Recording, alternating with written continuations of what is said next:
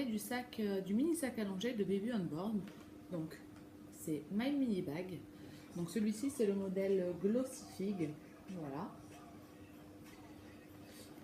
Et en fait c'est un sac à langer dont je me sers quand je m'absente 2-3 heures, quand je pars 2-3 heures de la maison.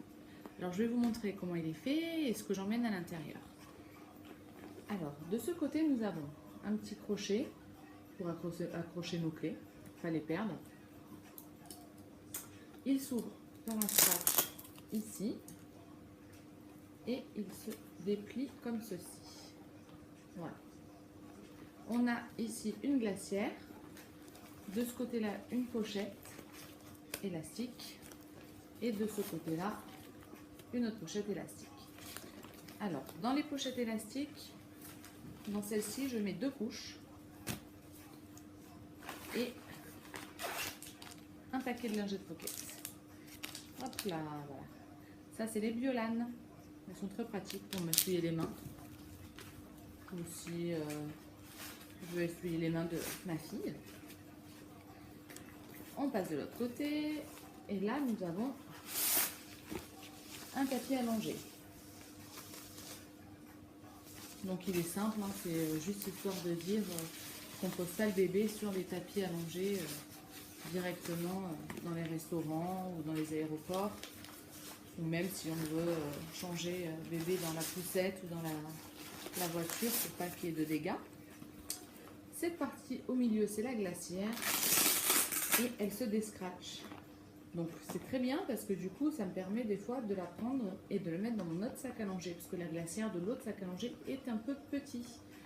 Alors à l'intérieur, vous voyez, c'est comme ça.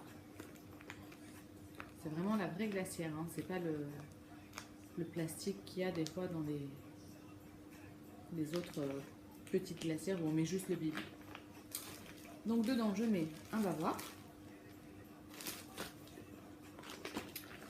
une dosette de lait, un bibi de 320, donc c'est un MAM, et une petite poche comme ça, une petite pochette, une petite boîte où je range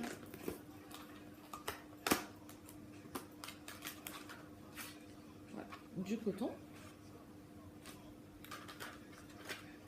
une lotion micellaire de chez Chlorane,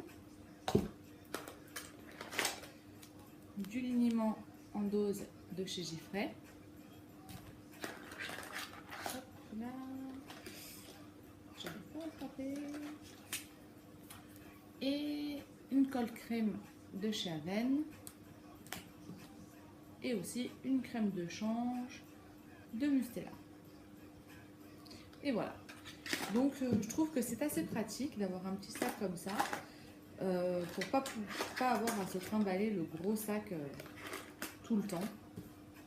Donc moi j'ai ma cousine qui habite juste en dessous de chez moi, et plutôt que de prendre le gros sac à chaque fois, c'est vrai que c'est assez pratique de juste prendre ce petit sac, je mets son bibi et une couche et voilà.